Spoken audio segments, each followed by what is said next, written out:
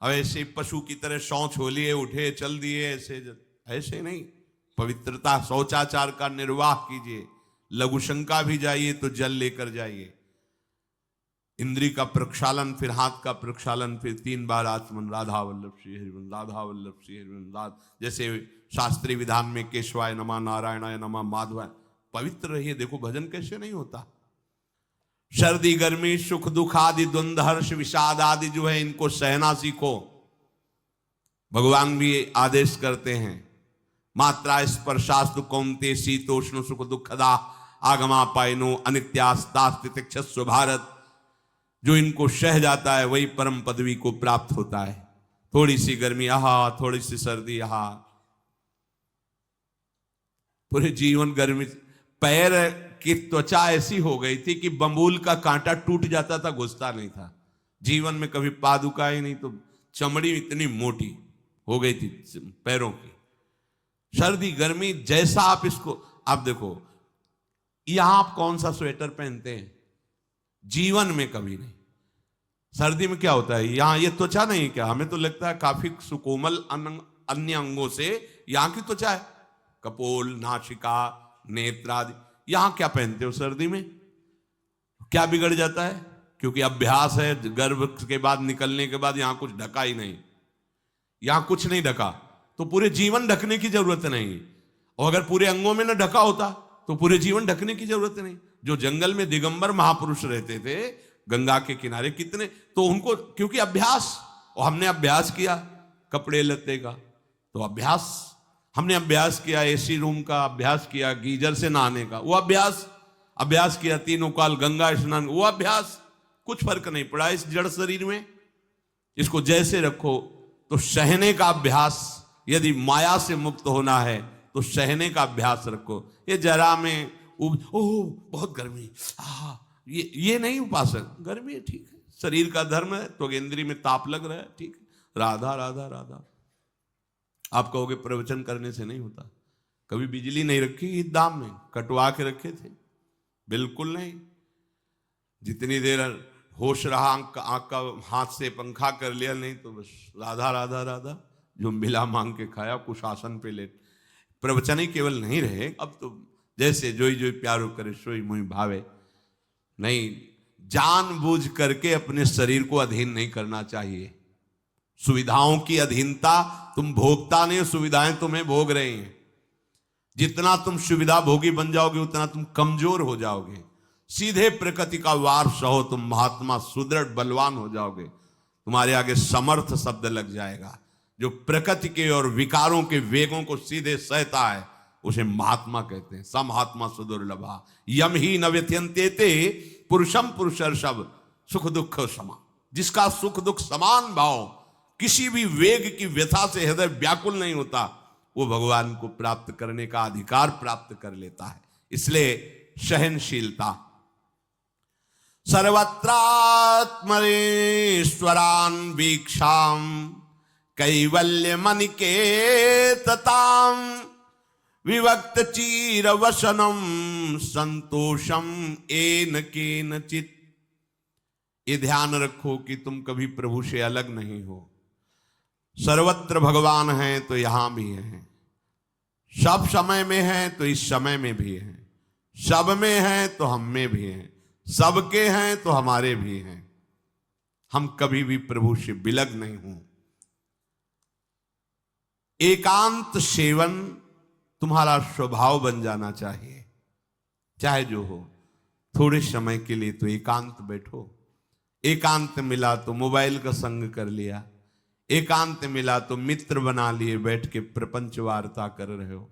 नहीं, अगर भगवत प्राप्ति करनी, माया मुक्त होना है तो एकांत एकांत ही होना चाहिए। भले 100 लोग हैं, हमारा किसी से कोई संबंध नहीं, और हम बैठे हैं अपने आराध्य देव के चिंतन में, हम एकांत हैं।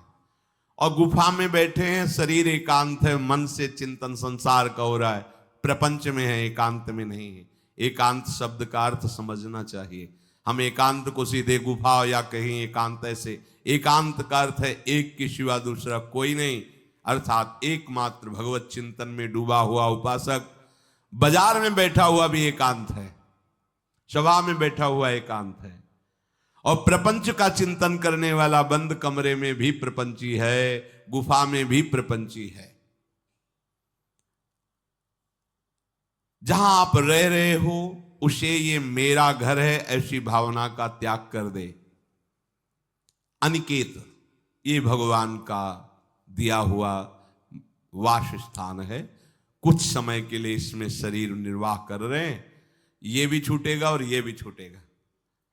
जैसे स्टेशन में बैठा आदमी आराम से, पर वो बैठा इंतजार कर रहा है कि कब हमारी गाड़ी आवे और उस पर हम यात्रा करें। बस ऐसा ही कुछ स्टेशन जैसा विश्राम है। कब मृत्यु आवे, शरीर छूटे, हम प्रिया प्रीतम को प्राप्त हो। ये न मेरा था, न मेरा है, न मेरा रहेगा। ये न मेरा था, न मेरा है, न मेरा रहेगा। गृहस्थ हो तो पवित्र वस्त्र पहने, और त्यागी हो तो जैसे मिल जाए भगवत कृपा से वैसे वस्त्र पहने। प्रारब्ध के अनुसार तुम्हें जैसी व्यवस्था मिली उसमें संतोष करना सीखो, मांग मत रखो। प्रभु की प्राप्ति के लिए खास बात ध्यान रखनी है, अपनी उपासना में दृढ़ श्रद्धा रखो और सर्वश्रेष्ठ भाव रखो, पर दूसरे किसी की भी निंदा ना करो। अगर किसी की भी निंदा करोगे तो फिर माया तुम्हें मुक्त होने नहीं देगी। मन को, वाणी को, शरीर को संयम में रखो, अर्थात भगवत भजन, भगवत वार्ता और मौन। मन का संकल्प विकल्प रहित होना, विषयों का चिंतन न करना, प्रभु के रूप का, नाम का, धाम का, लीलाओं का चिंतन करना। शरीर का शास्त्र संयम से वर्ताव करना। अब माया मुक्त होते चले जाओगे। इनमें किसी में भी त्रुटि ना हो, सावधानी रखो। अपनी इंद्रियों को सावधान रखो, किसी के दोष न देखने पावे। कोई गलत चेष्टा देखेंगे तो ये भी गलत करने के लिए तैयार हो जाएंगी। हे राजन, श्रवणम कीर्तनम ध्यानम हरेरद्भुत कर्मणः जन्म कर्म गुणानां च तदर्थे अखिल चेष्टिता। श्री भगवान के बड़े अवतार हुए हैं, बड़ी अद्भुत अद्भुत लीलाएं हैं। प्रभु का प्रकट होना, लीला करना, दिव्य गुणों का वर्णन। यदि आप इनको गाएंगे लीलाओं को और श्रवण करेंगे तो मोह की बात क्या, महामोह का भंजन हो जाएगा। बड़ी सामर्थ्य भगवान के चरित्रों की, महिमा बड़ी है। अगर इनको आप सुनेंगे, बार बार सुनेंगे, तो आपको और कोई साधन करने नहीं पड़ेंगे, अपने आप सब साधन प्रकाशित हो जाएंगे। जहां कहीं कभी भी किसी का उद्धार की बात आई है तो भगवत चरित्र सुनने से ही आई है।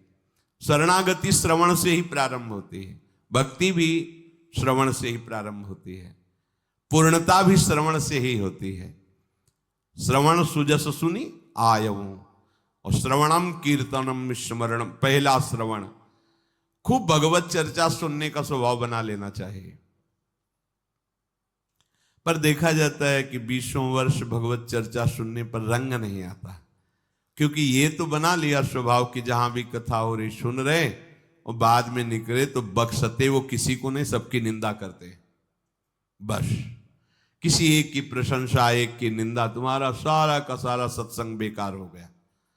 अगर सत्संग को सुरक्षित रखना है तो ना किसी की स्तुति, ना किसी की निंदा, जो सुना है उसको अपने जीवन में मनन करते हुए उतारे।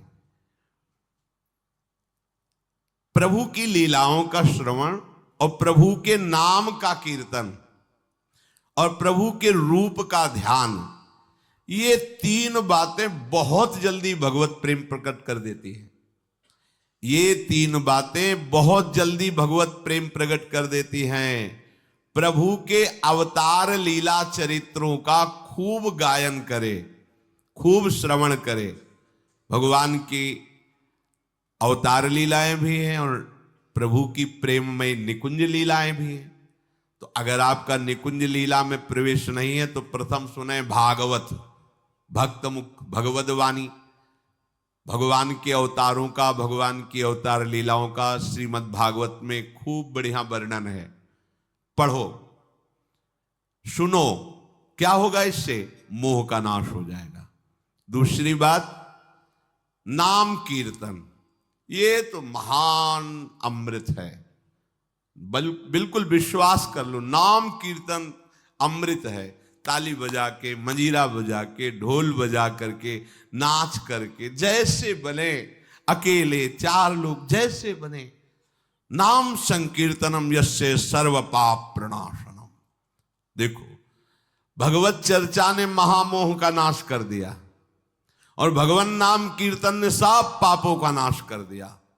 नाम संकीर्तनम यस्य सर्व पाप, सर्व, पीछे बीच में जो भी जमा संचित क्रिम, सबको भस्म करने की सामर्थ्य नाम कीर्तन। ये जो राधा राधा आप बोलते हैं, बहुत अमृत है, बहुत अमृत।